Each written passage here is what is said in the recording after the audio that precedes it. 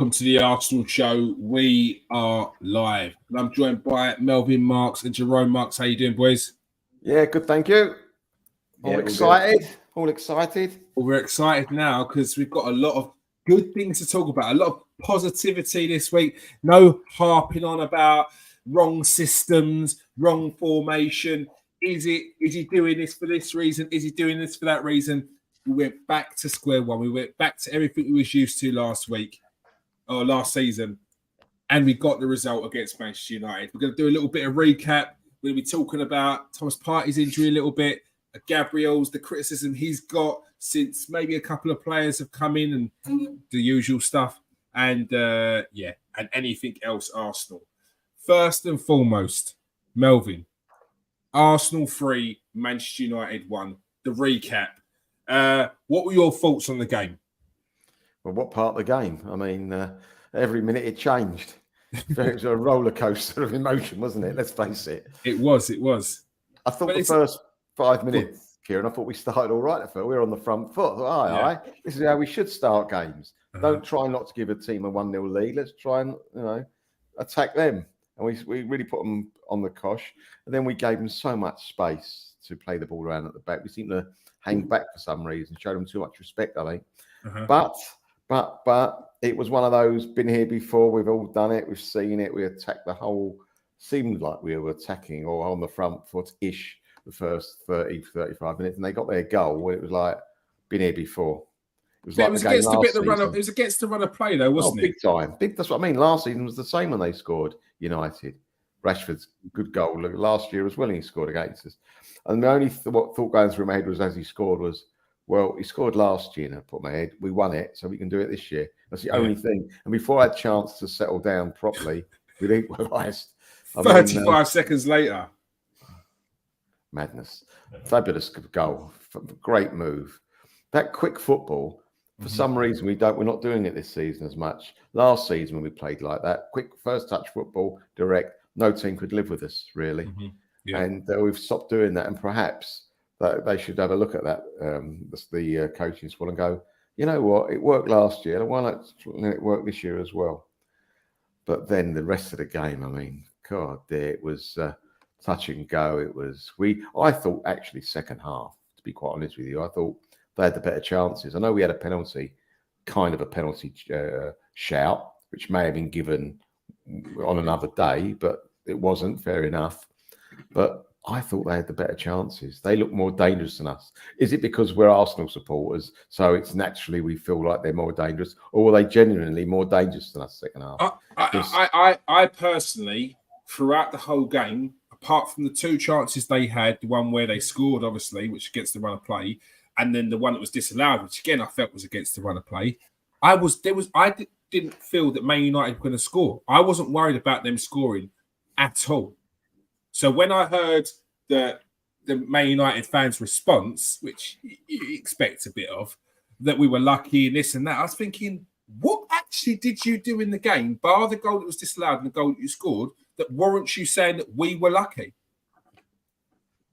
Well, let's face it, a lot of not all, a lot of supporters over the years, they feel they're entitled, don't they? If they don't get 100% of the ref's decisions, it's been a bad day for them. Yeah. So that is what it's all about. I mean, they did get a ref's decision. The penalty went their way. I'm not saying whether it was or it wasn't, but it went their way. Yeah. That day it could have gone their way. Another thing, they might have had someone sent off for Nketiah taking one in the head. That might have been. And had he rolled around, waist height, weren't it? That Lindelof hacked him down at. Yeah, and nowhere near the ball. I mean, had he rolled about, Eddie, I think it could have gone to VAR, and VAR would have, I think, sent the guy off. I don't think he should have been sent off, but he could have been sent off if he'd gone to VAR. So that was that. But listen, I don't care. It's all over now. We can chill out, relax, because we got the 3 points. Fine margins, I know, but we got the 3 points. All right. Good to see you, Seal. Good to see you, Russ. And good to see you, Sheepo. We'll come to your points in just a second. But first of all, we're going to go to Rome. A little bit of recap on the game. What were your thoughts for the game before we go into specifics, Jerome? Well, it's rare to go from basically thinking, oh, we've lost, to then winning a game like that. That hardly ever happens. Those two feeling so close to one another. The only worry I had about United was the counter attacks. Yeah. I was really on edge when there was a little bit of space in behind our defence and they were counter attacking us with Rashford. Other than that, like you forgot Martial was playing pretty much. You didn't really notice Fernandes at all. They had a lot of the ball, United, but it was mainly their goalie in defence that had the ball. Yeah, so passed it around in the area. You know, it wasn't like we were sort of under the cosh defensively. It was just the counter attacks. I thought we looked little bit more like ourselves, and to get a result like that without obviously Partey playing, without Jesus starting as well. Yeah, that's pretty good. But yeah, it's crazy how quickly your emotions can change, because this hour's chat could be very, very different if not for a couple of incidents. We'll get onto the incidences very, very soon, and one of those incidents you can see behind me. Garnacho, message to Garnacho, smooth criminal. Melvin, did you feel that Arsenal looked a bit more fluid with the back four? Obviously, there was. It now looks like the reason why Mikel Arteta was playing Thomas Partey at right back is because he wanted to stick with the inverted system, and there was no Zinchenko, and there's none of our other defenders now that Timber's out that can play in that inverted role. So he's opted for Thomas Partey. Thomas Partey comes out, it reverts back to the four, and Gabriel's back in the team. And in my eyes, looks a bit more solid. I think that we've got to thank our lucky stars that Partey wasn't playing a right back. Because I think he would have kept it the same. He might have done, yeah. I think he might have done, and it would have been. I think it might have been a big mistake. I think Rashford looked very good. I don't know whether it's because he was very good. Let's face it, he was basically playing by himself, wasn't he? He didn't have a lot of help. He was basically chasing the ball by himself, and he did very, very well, and took his goal well. But had we had Partey there, I mean, they were playing on White's side anyway because of Rashford, but I think he could have got murdered. And also, even White, who is not a fullback, as well as he's done, he's not what I would call it. Well, he's not a natural fullback. I know he's playing there and he's done well, but there is a difference. The amount of time, that's a second half, I think it was a 10-minute period where Rashford got past him on the byline going towards our goalposts. That should never happen. You should never give any footballer that chance of running across your goal line with the ball. You've got to just get in his face, get the ball out, do something. And it was only by a bit of luck that their new centre forward did manage to flick it past our keeper. So, although I think obviously White is a better defender than Partey, I would still want an upgrade on White at right back in an ideal world, like Tommy or something. I really would. But the defense, I mean, Gabriel, seeing him back again, I mean, it's just lovely, isn't it? To see him back again in the back four, especially when they brought that centre forward and he had someone to mark, because that guy looked a handful. He was a handful. But I think Gabriel embraces those type of players. Like we saw last season, Haaland in a game, I can't remember what it was, but one of the defenders tried to use getting in his face and being all over him as one of the tactics. And Haaland's response was to get in his face and be like, yeah, that's what I like. And I feel like that's Gabriel. With when Højlund came on, it was like a mutual respect. It's like, okay, this is how you want to play it, and he just dealt with him, because any other weaker defender, and I think he might have got something out of him, but Gabriel was just solid on the day, and then had another challenge in Højlund, and he dealt with it completely. He wasn't having any of it, was he? He wasn't. No. He wasn't. Quickly, Sia says, I agree. Normally, I would worry about mid-teams when they're attacking. I didn't worry at all on Sunday. Jerome, did you feel like with Gabriel back in the team, Ben White at right back, we looked a bit more solid and even a bit more fluid going forward? Yes. I think Saka saw a lot more of the ball. Obviously, having Zinchenko back there helped. But yeah, the main thing, like you said about this Højlund, I think when we play against teams, when they have got a big, proper physical striker, I think you've got to play Gabriel and Saliba, because if you just play one of them, then the centre forward will go on to one of the other centre backs who won't be maybe as naturally strong as Gabriel or Saliba. If he's up against Gabriel and Saliba, then we're probably comfortable if the centre forward hangs on, or goes close to either one of those. We're comfortable with it. If it's maybe someone that isn't as physically imposing, then maybe we'd struggle a bit, because he did look not so bad, considering that was his first time he's played for them as well. Yeah, definitely. But it's those type of games. I think you got it helps having those players that are used to playing with each other at the back. All right. One of the more contentious issues that we had to deal with in the game, Saka's foul. Man United fans calling for a red card for Saka. What was your thoughts on that, Melvin? Saka, he was fouled in the process, went over, didn't get the ball and got Bruno Fernandes's ankle. Do you think it was fair for him to get a yellow card, or do you think it was a red? I think yellow was just about right. I mean, he didn't go into the tackle. I mean, he was being pushed from behind anyway, so it was very difficult for him. I don't think it was a red. No, I mean, you've got to remember, when you've got Fernando against you, he can make a white card seem like a red, so don't worry about any about that. I mean, the guy was up and running in a couple of seconds, I mean, however bad he gets injured, his mouth doesn't seem to stop, does it? That's just the word. So, no, I don't think so. I mean, I don't think it was vicious. It's one of those things where it was mistimed. If a mistimed tackle is a sending off, fair enough, but I don't think that's the point. Honestly, no. I thought. I mean, I'm not saying it would never have happened. It would. I mean, Saka has never. I don't think he's ever been sent off. If I'm right, he's been booked a couple of times, but it wouldn't surprise me if Saka would have been sent off, because that's what they do to us. I mean, I don't think if you had the same player playing for another team, no way would that be a red card.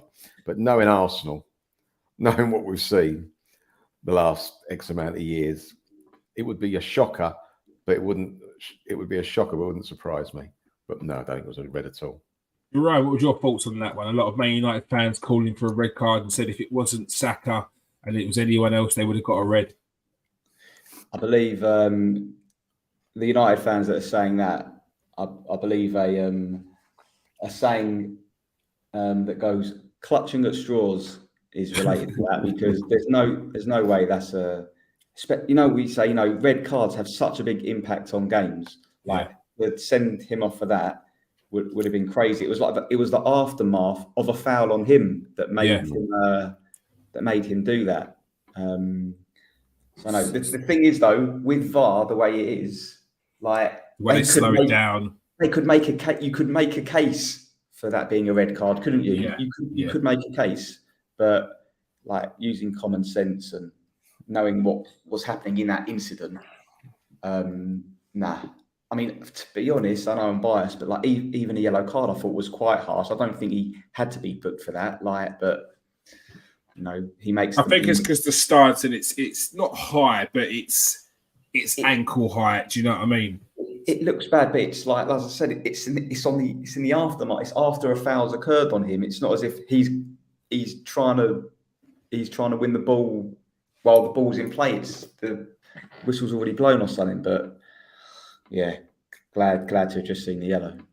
It's not whataboutery, but no one's spoken about it because it makes no difference to the result. Made no difference to any of the play, but when their winger, what's his one, the blonde-haired guy, Anthony, when he kicked the ball away after, yes, no one mentions that, Kieran. That was like, how can that not be a booking? Yeah, and what was he? The referee or someone in the commentary, because I didn't go to the game on Sunday. The commentator goes, "Well, the ref probably thinking he didn't hear the whistle." So what was he doing? It wasn't a through ball. It wasn't a shot. It wasn't a pass. It was a blatant kick away. Yes, there's no one else. There was none of their players. No. So that's just forgotten about. No, that's that's ridiculous. Yeah, and it's funny how a couple of weeks before Tommy Asu gets the red card because he's got one for time wasting and one for a nothing pullback. It wasn't even a pullback. Wasn't even a pullback. No. Yeah, no. But no, Someone spoke about that. As I say, mate, no news result. It's just that it's like 3 sets of rules. Three sets of rules. And look, this is the point. It can't be a red. There was no malicious to it, and he's being fouled into it. And I think they've used their common sense. He has gone late in for the ball. He's got into his ankle. That's a yellow card. If you want to look into it, you could. There is a case for a red but it was because he was being pulled back and he's having to stretch for that ball, and then he's gone into his ankle. So I think he's right here in saying there was no maliciousness to it. There was no. He was in control. He didn't lose control. There was no pace to the challenge. It was like a outstretched leg.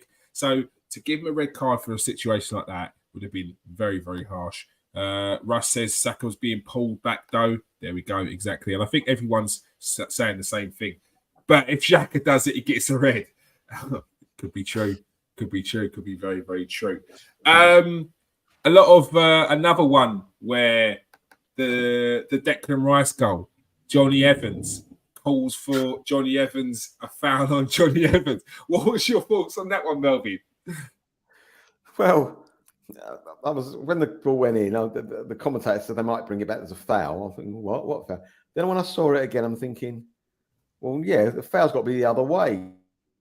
I mean, it was so ridiculous. That it reminds me, I've said it before, sometimes when United let in a goal, they're looking to disallow the goal. They're looking at everything. They're looking if someone in the crowd lit up a cigarette to disallow the goal. That any excuse they will give. And I think that was a point they were like Jerome said, they were clutching at straws. Really, he was complaining that he got fouled, but it wasn't. It was the other way. He was grabbing him by the front and pulling him down. Over. I mean, Johnny Evans, are you sure? Do they forget that there's cameras, or do they think that Alex Ferguson's still the manager and they get away with it? Jerome, foul on Johnny Evans? No, not at all. He just stood his ground, Gabriel, didn't he? And I think you could see Evans maybe pulling Gabriel's shirt initially. Yeah, I think. So yeah, never in a million years. So yeah, never mind. Maybe next time. I think that's what everyone's saying. It was a foul the other way around, if anything. A point was made here. Where was it? There we go. Gabriel was outstanding. I'll be very surprised if he goes back to a top 4, which kind of goes into my point here. Gabriel silencing his critics and backing the team. I think when Julian Timber came in and had such a good pre-season, there were people ready to out Gabriel and the team, out of the team, claiming that he was clumsy, a liability sometimes, and makes a mistake every game. But I think Gabriel came in yesterday on the weekend and showed his worth completely. Absolutely outstanding performance. Next to Saliba, they complement each other so well. You've got Saliba who would say he's the Rolls Royce, and you could say that Gabriel's the monster truck. It works. It works, and there's no reason for in my eyes, for Mikel Arteta to change it.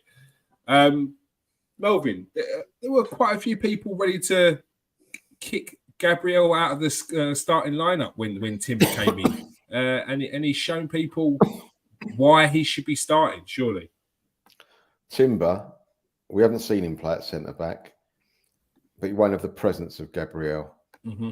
That's number one. He may have mistakes in him, Gabriel, but I think he's learning all the time. He's only young, remember. Yeah. Centre backs go on for a lot longer than forwards. Yeah, mainly. And I think that his partnership with Saliba, we haven't seen anything like that for 15 years, being Arsenal supporters. It's the nearest thing, they're not quite there yet, to Ferdinand and Vidic. Yeah. It's the nearest thing, the way they used to complement each other. One was aggressive and one was smooth. And we mustn't break this up unless need be. This has got to be our mainstay, 2 centre halves. Timber can do a job at centre half, but only when necessary. I'd even put Kiwor there before Timber. Timber is what I've seen so far. I haven't seen too much, but he looks like a fantastic footballer. He's got so much going for him going forward that if he played in defence, he'd probably lose that a little bit. To have him on either side, a fullback, will be fantastic for us, right side or left side. So you've got to keep Gabriel. For me, he's one of the mainstay players in our team. Yeah, I and agree. the second best defender. Jerome, Gabriel silencing the critics after people ready to move him out of the team because claims that he's clumsy and a bit of a liability sometimes. Yeah, if you had to sort of place a bet on him having a good game on Sunday, you'd have backed him, wouldn't you? You'd have backed him to have a good game. We've got confidence in him. Apart from the partnership with Saliba and how well they play together, they complement each other. A lot of football or a lot of games are determined by set pieces, both attacking and defensively. And for us to be strong in those areas, to have Gabriel in our team is a massive benefit to us on both ends of the pitch. If we don't have him, then we're going to be worse off attacking and defending corners, free kicks. So you really need him in your team just for that alone, to be honest. But obviously, everything else as well that he's got, the pace that he has. And I think coming to the game against Everton, the next game, they'll probably play with quite a physical centre forward. I think they've signed this new guy, Beto, I think, and he looks strong, tall, quick. So again, perfect type of game when you'll need the Gabriel Saliba partnership again. No, I fully agree. Let's just go to this bit of footage here, which I don't think people understand how good the bit of defending Gabriel did for that offside goal. Because there was a lot of talk about the offside goal. When I saw it in real time after the replay, my first initial feeling was, is he slight offside? Please call this one offside. And then when you see Gabriel actually skip back just in time, you've got to appreciate this bit of defending here. Just skips back, just as that ball's played, right there, just at the timing. Absolutely unbelievable bit defending, which I don't think at the time people gave him credit for, because when you listen to Gary Neville speak about it, he actually says at the time, I don't understand why Gabriel's leaning. He could have just kept him on side there. But I think he's missed the skip back.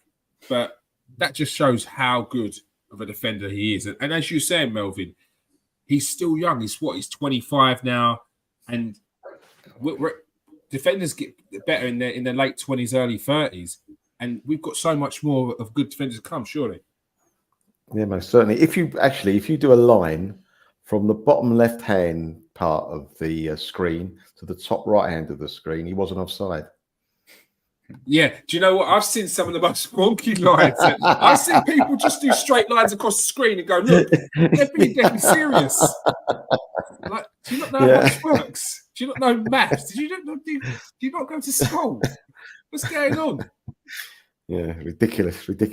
Jerome, great bit of defending there from Gabriel to see the danger, see the pass, and just skip back just in the right time. Yeah, because when that's happening, there's probably a couple of thoughts going through your head, and you haven't got long to make that decision. Yeah. And so the timing was amazing. I was worried again when he scored. I thought. Or when you saw the photo afterwards, you thought, oh, that looks onside, doesn't it? Like that could be onside. And then really pleasantly surprised when you saw them. When you see that red line go in, then you know, oh, he's offside. I think when they put the green one on, he's on. But when saw the red one, I thought, oh, we've had a result here.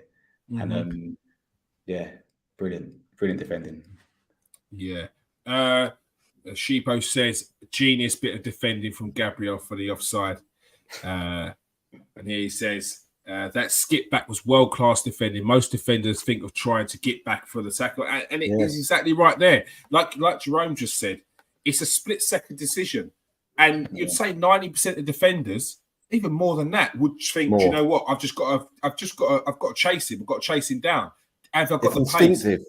It's instinctive. You'll go forward instinctively. Yeah, and it's those sort of instincts which go unnoticed. It's those sort of instincts which will make him that much better than any other defender is out there, and especially the type of defender that he is, where he's strong, he's a bit of a brute, but he's also got that guile and that he's Brazilian. He's got it in his locker as well. So I think people need to start giving him a bit more respect than they usually do. Let's go through some of the comments. Unfortunately, Timber won't be in the plans for the season, so Gabriel has to be nailed on. My current change, which I'd like to talk about, in my opinion, is a straight swap Vieira for Havertz. I said on the post-match on Sunday that it's getting to the time where, as you can still see, Havertz's lack of confidence is not really going to be something that you can play out by starting him. You're going to have to eventually put him on the bench and then play him into it. And the one player that, in my eyes, that's knocking on the door now is Fabio Vieira. He had his critics last season, and people were ready to send him out on loan and even sell him, claiming that he needs to put on weight. But he's not that kind of player. But one thing you've got to take into account is when he has come on in the last 2 games, made a difference in the game previously, and he got his assist in the last game. How long do you think it will be until Fabio can warrant knocking on that door to Mikel Arteta and asking the question as, when do I get the start, Melvin? Well, I think we've got a few players that they look very good when they come on as subs. There's Vieira looks very good. Mm-hmm. I think Nelson looks very good. We haven't seen Smith Rowe. He's still with us, isn't he? We didn't get rid of him, did we? I don't know. No. You know, I'd like him to have a 30 minutes at least. I think, and there's also obviously there's Havertz as well. The 4 of them. None of them, in my opinion, are justified, nailed on for 90 minutes. Yeah, I think he's got to do a little bit of swapping around the manager. He's got to try starting with one of them. Well, not Havertz. Sorry, Havertz. I can't pronounce his name. You got to don't start with him anymore. Bring him on. Give him a little bit more, time to get involved and learn it. Watch the game as well. I would definitely not start with him. The trouble is, we've started with Vieira in the past. I know that he's improved, but it's only us coming on a sub. Yeah. Hopefully, they can start a game with him and see how he does. Mm-hmm. Hopefully, we get Vieira or Trossard. Let's start with Trossard and move things around. There's so many different players who can play in those type of positions now that I don't think, as I say, any of them are nailed on, and most certainly the ex-Chelsea guys shouldn't be starting anyone but and bringing him on. We've got so many combinations now. We shouldn't just be playing him for 90 minutes and hopefully he's going to turn the corner. I mean, it looks like a confidence situation at the moment. Yeah. But what comes first? Confidence or good play. It's a bit of a catch-22, isn't it? He needs a bit of luck. He needs the ball. I mean, that thing on Sunday, that was the perfect opportunity for him to start his career. Yeah. It was the ball. He controlled the ball, put it on a spot for himself. Yeah. When I say no one was near him, I meant no one was near to tackle him, right? There was no one going to tackle him. He was, 5 yards out in front of goal, and he did an air shot. Yeah. I mean, it's like I said before, if we're is it bad luck? It can't be confident because a goalkeeper, with all due respect, any goalkeeper using their wrong foot would have scored with that, wouldn't they? And that's so right I don't know what it is. Yeah, but that's what I don't understand. Yeah, it was his correct foot. Mm-hmm. So I don't understand what went on there. It's just, it'd have been better if you not got the chance, obviously. But if his confidence wasn't bad enough before, after Sunday, it hasn't improved. Yeah, I completely agree. Cal went on to say people don't give Vieira enough credit for the ball to Jesus. Perfectly placed. Beautiful. The pen he won and the assist for Eddie against Fulham. Vieira with confidence is a monster. Jerome, as Melvin just said there, that air shot would not have helped Kai Havertz at all in the slightest. If ever you wanted someone to hit it with his laces and put it in the back of the net there, just to get that bit of confidence, it was Kai Havertz on the weekend there. Do you bring in Vieira now? Do you persist with Havertz? Do you maybe potentially swap Trossard or Emil Smith Rowe? What do you do there? Yeah, so there's quite a lot. There's quite a lot in this. Firstly, to see a professional footballer do an air shot like that doesn't happen. You never see that. You might see someone miss kick it or miss the target, but do an air shot like It was just a you don't proper see slice. that. It's such a slight slice that it just rolled So was it Eddie, wasn't it? There was that. There was obviously the giveaway for United's goal. Although it happened far up the pitch, that was like I couldn't believe it. Like my Arsenal, some of my friends like WhatsApp group just messaged after straight when that goal and I just messaged saying Havertz. I couldn't believe it. Now, why I think why I heard some other people speaking about this the other day. Why I think he's persisting with Havertz is because him and Vieira are totally different players. Yeah. Vieira's the sort of player that's more of like a creative sort of player, get the ball and maybe look for the final pass. Whereas I think what I heard was that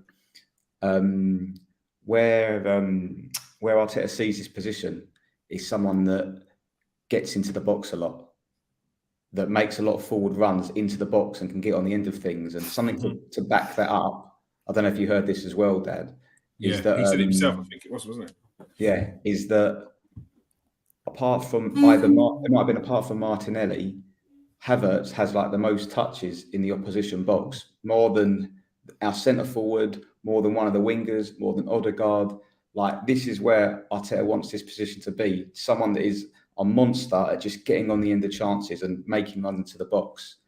And I think that's probably why he's persisting with him and where he sees his position. He doesn't see Havertz's position as someone that's constantly on the ball, constantly making things happen. He sees this position as someone that's going to add lots of goals to the team.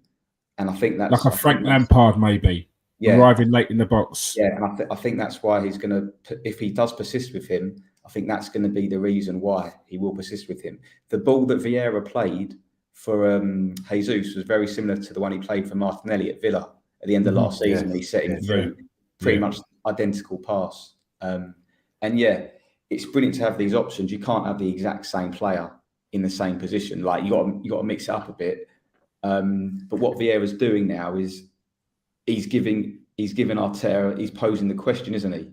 Before it was like, oh, should we give Vieira a go now? It's like he can't do any more really. Vieira the last couple of games, and that's what you want. So maybe he will change it up soon, but I think we will see Havertz, and unless he has absolute stinkers that are so obvious that you've got to get him off the pitch. Yeah, I think he'll persist with him, and because he is having lots of touches in the box, I think sooner or later he'll end up scoring goals, and it will be the point where we will. I can't see it because I don't enjoy watching him play, to be honest, at the moment, based on what I've seen. But I'm hoping it will get to the point of the season where we'll be like, we can't take Havertz out. He keeps scoring. Like we don't know what he's doing, but he keeps scoring goals. And if he's a midfielder scoring goals, you can't take him out of the team. I know it seems weird to say that now because from what we've seen, he hasn't been great really in our eyes, but if it clicks for him, maybe it'll be a total 180 and we'll end up singing his praises. I think he needs his own song as well by the crowd. I think the crowd will help with that. Melvin, do you think that Vieira or Trossard or Emile Smith-Rowe give the same defensively to the side as Havertz, and that might also be a reason why Arteta plays him? Because one thing I did notice about Havertz is he does get back, he does track back, he gives that defensive option in our own half as well. I think the way we play, if we play on the front foot, I don't think we need someone so defensively in midfield. I think we've got Rice there. We've got if Partey plays, for example, we've got the cover, and our back four should be good enough anyway with that cover. He doesn't offer enough going forward for me to say that he's all right defensively. If he was good going forward, and he's all okay a little bit defensively, I'd say fair enough. We're settled for that. But he's not. just because he's okay a little bit. He's not great defensively, let's face it. When they scored their goal, United, he was up the other end on the penalty box, wasn't he? So, I mean, he was just caught out. It caught everybody out. Yeah. So it's not so much that. I don't think he can justify his position because he's okay, just okay defensively. No, not for me. Yeah, Russ says, I think it's still a bit early starting Vieira, but Havertz needs to be dropped for his own sanity. Might be right. Carol says, the thing is that puts Vieira ahead of Havertz is confidence right now. Start Vieira, bring on Havertz, and try and build his confidence. There is definitely an argument for that because last season, Fabio Vieira was brought in slowly into the team, had a couple of half decent games, and then had a little bit of off games, and then was sort of very much in and out. He seems to have got his confidence this season, had a very good game a couple of weeks against Fulham. And now you see when he comes on against Manchester United, he sets up that goal straight away and looks confident. He looks like a happy player. Do you think, Jerome, that's the reason why Vieira should be starting ahead of Havertz? Who would you start? Up until I heard this talk about Havertz with what they think, with what Arteta wants him to do, which is just to get in the box, I would be happy for Havertz to come out of the team. Like, for me, like watching Vieira, he's a lot easier on the eye, but it would be a big call because it's like my dad said, it's one thing starting a game. And it's another thing coming on with 20 minutes to go when maybe you're chasing a game. They're two completely different scenarios. So as much as it sort of pains me to say, I'd probably persist with Havertz for the time being, and hoping that sort of playing him, playing into form sort of thing. Hopefully do that. Yeah. We've seen Trossard in central midfield. He was outstanding against Barcelona. Emil Smith-Rowe's begging for a spot in the team. So even trying him, I think we win games with Havertz will only get better with a change. I've seen a couple of times Emil Smith-Rowe's name being mentioned. But would you see him as that in the same position as Havertz, or considering I think the most of his goals and games that he played in his season when he scored 10 goals and more plus contributions, he's coming in from the left, and it was a debate whether it's Martinelli or Emil Smith-Rowe starting. Do you think he can play that midfield role where Havertz is playing? Definitely, absolutely. He can play either with Martinelli. He can take his position for half a game or a game or two. He can take play the was it the number 8? Is he playing? Or whatever it's called. Yeah. He can play that role as well. I mean, I think he's very versatile. When you've got a footballer that's comfortable on the ball, receives the ball on the turn and goes at defenders, I don't care what number he's got on his back. This guy's got it. I mean, I feel a bit sorry for him because it's not as if we're playing brilliantly at the moment. We're not, let's face it. Every game we've played is to do with margins, thin margins, and you can't play all season like that with margins. And I think it's a bit. I'm a bit upset that he's not been given a chance yet. Hopefully he will, because he's got so much talent, and I'm sure he wants to improve himself. He's right up there. This guy's got it all. He's one of my favourite players, and he can score goals. He's cool under pressure, especially when shooting as well. You know, he makes everything count. He can pass short, pass long, go past players, bring other players into a game. For me, it's a shame they can't build the team around him. That's not going to happen. But that's how good I think this guy is. I really do. And it's a bit sad that even with our midfield not firing on all cylinders, that he can't even get in the team or get near it. Yeah, okay. Jerome, Sheepo says when we start playing more midweek games, a lot of players will get starts. And I think that's the case. If you look at the fixture list coming up here, after the international break, we've got Everton on the Sunday the 17th, followed by a Champions League fixture on the 20th, Tottenham on the 24th, Brentford on the 27th, Bournemouth on the 30th, and then Lens on the 3rd. That's 6 games in the space of 2 weeks. So it's about that time. But surely you're going to see players like Elmer Smith-Rowe get more game time. Vieira potentially get starts, and even some of the other fringe players get some more games. Yeah, especially like the wingers, like Martinelli for one. I mean, how much work he puts into games, and I love Smith-Rowe on the left wing. I know he's a completely different type of player to Martinelli, but that means that he poses different problems to the fullbacks. Like, he's not just going to run down the line. Like, he's a bit more. Not saying that he's not clever, Martinelli, but he's a bit more cute.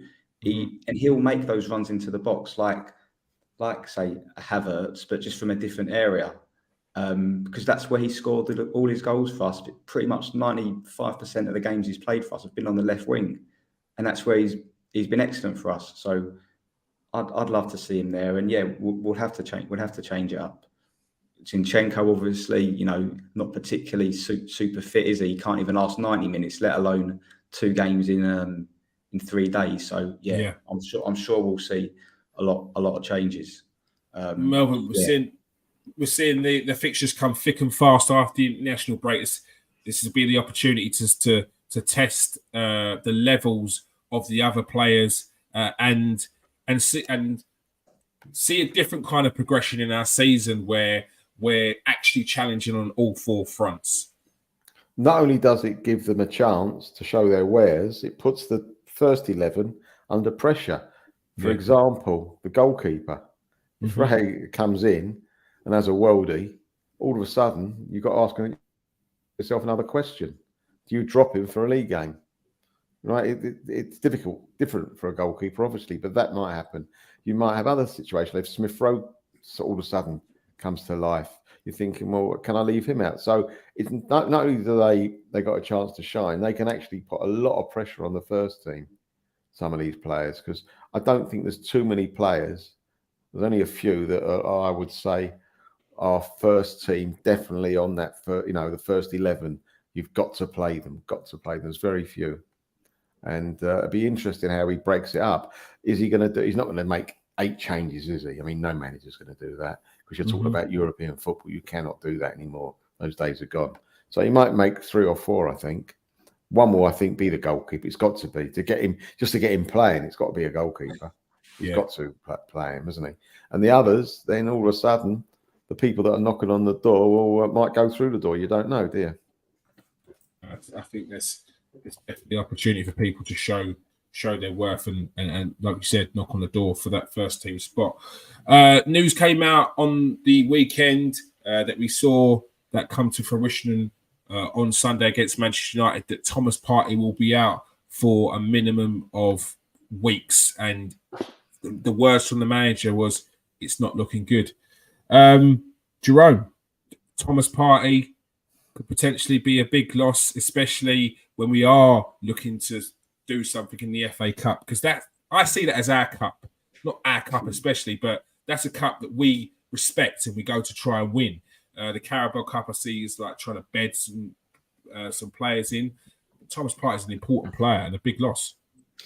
Yeah, it's I love Partey as a player, but I think this is just maybe a further example of physically he's just a bit unreliable. And thankfully we've got 2/3 players that can play in that sort of centre midfield pivot while he's not available. But I think sort of moving forward, if there was any sort of thoughts of maybe offering him sort of maybe a new contract, perhaps, I think that this is just like another example of maybe it's time sort of to move away from him, perhaps at the end of the season. Just because to have these type of players in your squad, like we've found with maybe Tierney, perhaps, it costs you in the end, because you're playing players more often than not who you don't really want to play, because they're not. Can't rely on him. You got to dip into your reserves too often, basically. So Hopefully, because I know there were rumours that it was going to be sort of 3 or 4 months. We saw that online, but if it's 6 weeks, then it's not the end of the world. Yeah.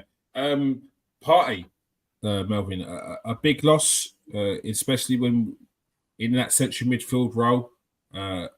Another option for Declan Rice as well. It's a big loss, but when the news broke that an Arsenal player's injured, you weren't shocked it was Partey, especially in training. That's the way it is with him at the moment, I'm afraid. Every time he has a run of games, you tick another box. Oh, he's made another game. That's great. I mean, to watch him is fantastic. His body movement, his turn, way he can turn and drops his shoulder out the game. It's fantastic to see. He's class, pure class. So it's very disappointing, but it doesn't have the impact on us that it might have done a couple of years ago. Yeah. I think we're in a much, much stronger position. So with Jorginho and a couple of others, we're not. It's not the end of the world. Nowhere near as it would have been a couple of years ago.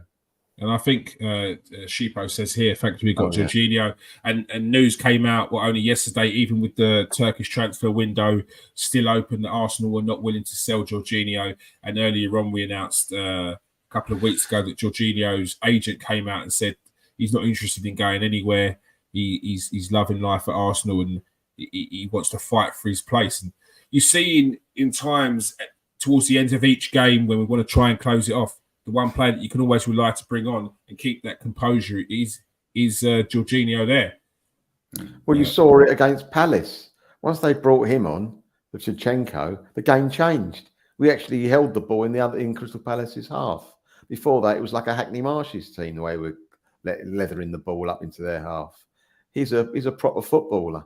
Mm-hmm. You know, he's not the strongest, he's not the fastest, but he's so clever. He reads the game so well, and that's what you want in midfield sometimes. Those small, compact areas, you need someone who can play around players and take it away and knows what he's doing. And he's perfect for that. No, I've got no problems with him at all. I'm glad he's staying. You could tell even on Sunday when we scored that goal, he was just going berserk. It's like he'd scored the winner himself. Yeah. I mean, you can certainly tell that with his body language, he hasn't got any problems playing for the Arsenal. He's loving it. Yeah, and he feels a part of the squad as well. And you see with players like him that have got a bit more experience, have been there, seen there and done it, that he around the squad he's great. Like you said there, when he runs onto the pitch and celebrates in the games that we've seen previously. And we can't forget about the important goals that he scored, or the important goal that he scored last season against Aston Villa. He could do that again, and we've got plenty of competitions where Jorginho can play, and I think he's going to be another important player for us this season. Declan Rice, Jerome. People question the 105 million that Declan Rice was cost. I think every game he seems to be getting better, and he's put a goal in the back of the net, and you can see on his face that he's never experienced that kind of adulation, reaction from a goal that he did at Arsenal. It was different for him. It was different. Is he looking like he's worth every penny? Yeah, I mean, to be honest, people that are questioning were questioning the price, that they're probably right. Actually, he's probably too cheap. What we got him for. It is. He just does seem super happy, doesn't he? Like, he can't have had a better start. I mean, the game against Man City, with the Community Shield, scoring the winner against United, going into the crowd, playing his song at the end of the game. It's just like been the sort of perfect start for him, really. And all the fans appreciate the job he does, because that is a as we've said a lot of times, like, that position is a bloody hard position to play, especially in our team. So amazing to settle in. So I mean, we did think he would settle in quickly, didn't we? I don't think there was too many people questioning that, but to think about it and then to do it is a different thing. And it's amazing, really. Just it seems like it's been with us for ages, doesn't it? And he's only played 4 proper games. Like, And he's only going to get better. All these systems that Arteta plays, like people go on about how, they're difficult and you've got to learn a lot. So, give it another few weeks, few months. He's going to get better, build relationships with the players around him. But yeah, incredible start, worth every penny. Just hope he continues. Yeah, I mean, he's definitely a better player than Casado.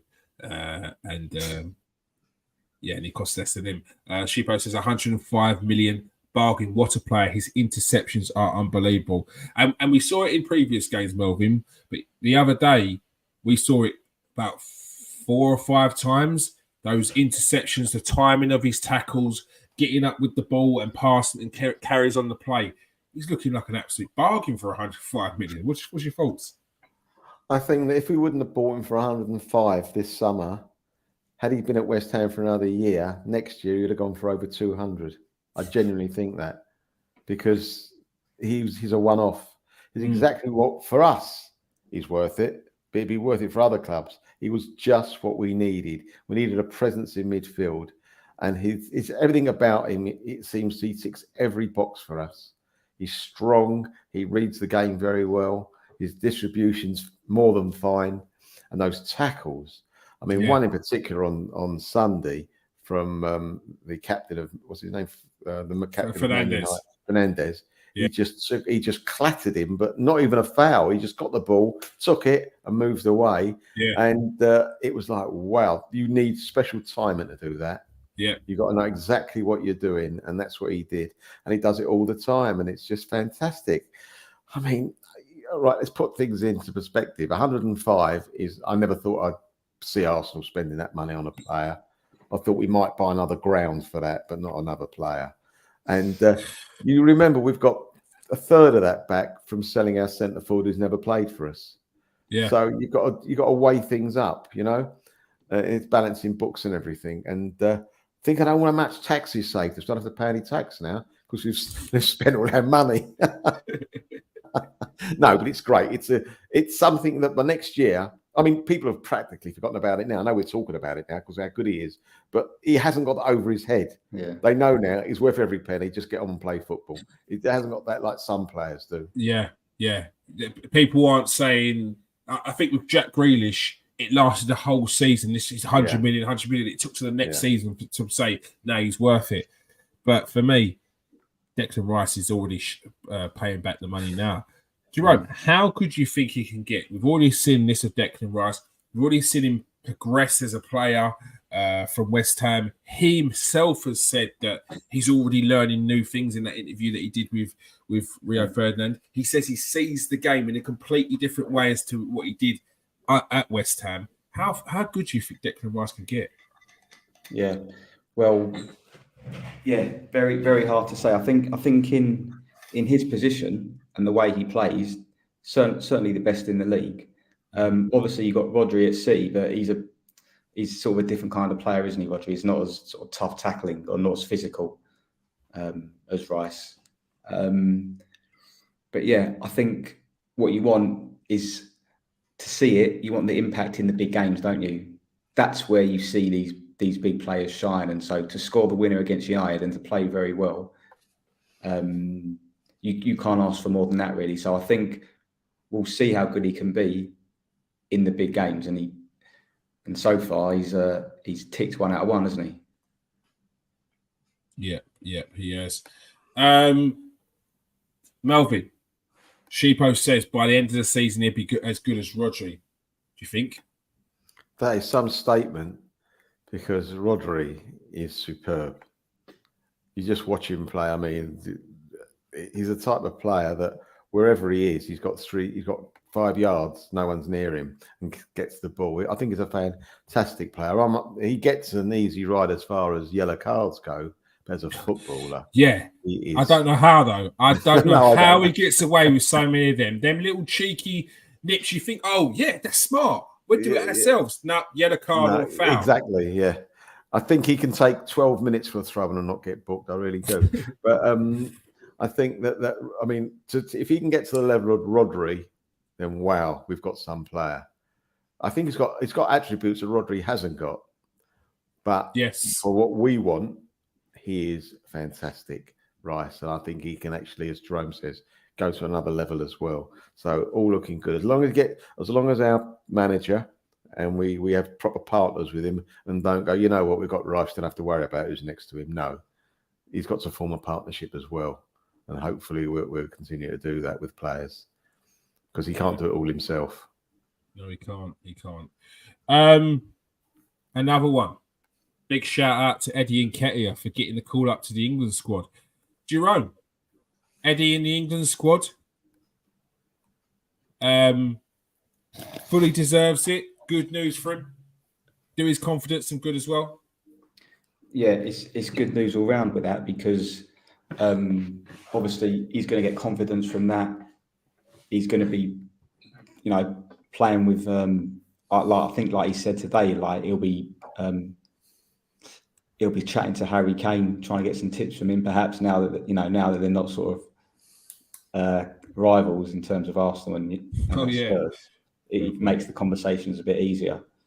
You can't be going up to Harry Kane at half time saying, "Oh, Harry, got any tips?" yeah, exactly. So yeah, and he has deserved it because of what how he started this season. So the thing is with Southgate, is sometimes he calls up people to the England squad that have never played before, and he doesn't play them. Whereas hopefully on this occasion, like he'll play them. And look, just for Arsenal as well to have internationals, it's better because it's great for the player, and also it increases their value, doesn't it? If you've got England internationals in your squad, the value of them increases. So it's good all round.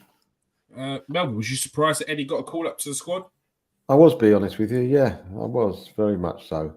I mean, let's face it, the manager's got his favourites, doesn't he? Yeah. And so I'm surprised he's looking elsewhere. So I'm very happy for Eddie. Yeah, I'm very happy. Whether to get a game or not, I don't know.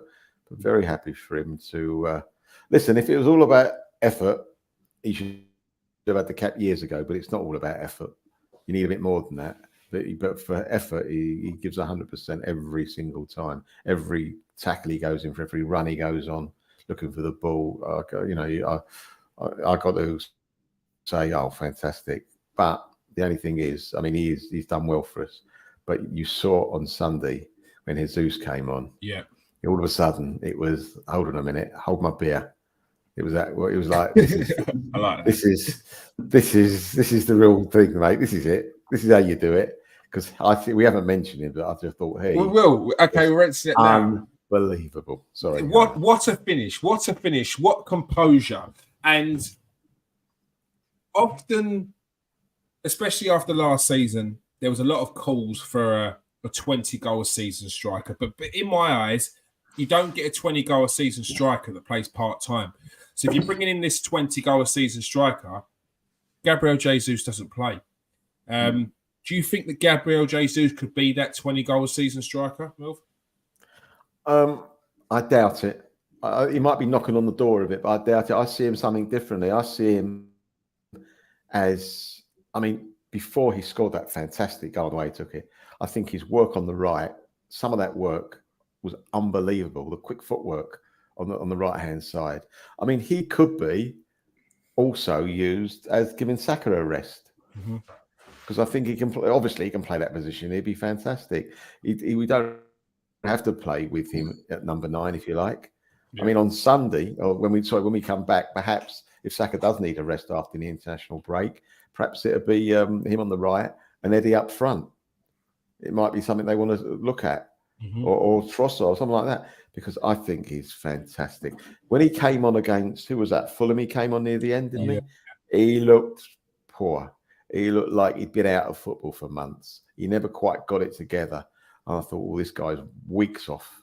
But all of a sudden on Sunday, he looked like, wow, that's it. Someone's put new batteries in and he's ready. He's ready now. And he is ready. So it's very exciting for him to get back in the team. He's got to be in the team now. You can't leave him out now. Jerome, what's your thoughts? Could he be that 20-goal season striker?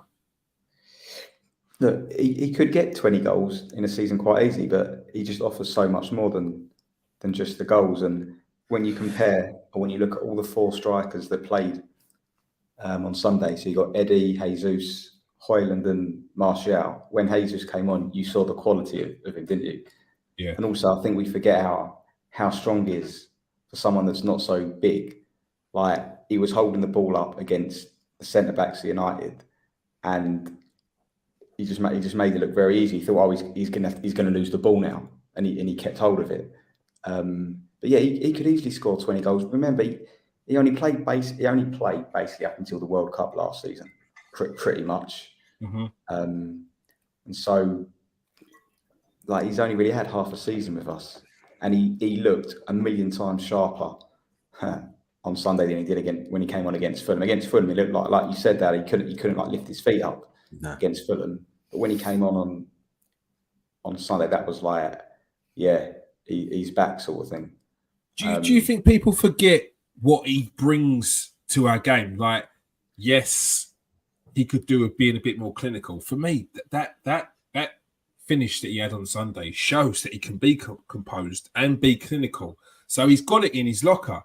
But do you think that people forget the other side of his game, which he brings to where he links up play, drops in quite deep, starts off attacks, a little bit like Bobby Firmino for what Liverpool's doing? Yeah, maybe. I think we just haven't seen him properly for ages. Like, yeah, he came back a bit after the World Cup, but he still had to like find his rhythm a bit. Yeah. And even again now, like, he's had a pre-season, but he had a bit of an injury, and so I think that it's just because we haven't, like, not out of sight, out of mind, but we just haven't seen him at his best for ages, really, have we? Yeah. So, but Sunday was just a reminder of what he can do. Yeah, and the thing is as well, Dallo, I thought was having an excellent game for Man United. I think he kept Saka very, very quiet. He reduced Saka to having to cut in and drop in rather than take him on, which I was quite surprised at, considering Dallo was on his weaker side, and he didn't really test him too much. Maybe Ben White could have done with a bit more overlapping, but again, I think Ben White has suffered a bit from having to change his mindset and go into centre back and then be shifted back into right back. So I think as games come on, we'll see Ben White back into his normal self that we saw last season and overlap more, which will then give Saka a bit more space and we will be a bit more dangerous on that right flank. But as for Gabriel Jesus, I think he's going to be integral to how well we do this season, because he was so important for us in the early stages of last season, and the reason why we were pretty much nearly unbeaten in that first half of the season. All right, that is all we have time for tonight, but you've absolutely been brilliant in the comment section. Russ, Kale, Sheepo, who else has been in there? Well, for 3 people to be in their comment section tonight and all their messages, absolutely brilliant. Thank you very much. Give yourself a pat on the back. Appreciate your support there, boys. Make sure you hit that like and subscribe if you are new to the show. If you are a regular, make sure you press that like button and that share button. You only have to press the copy button, and it does the same thing as sharing it. You don't even have to share it to your social media. I'm not judging. All right. Peace out, people. Stay safe and wash your hands.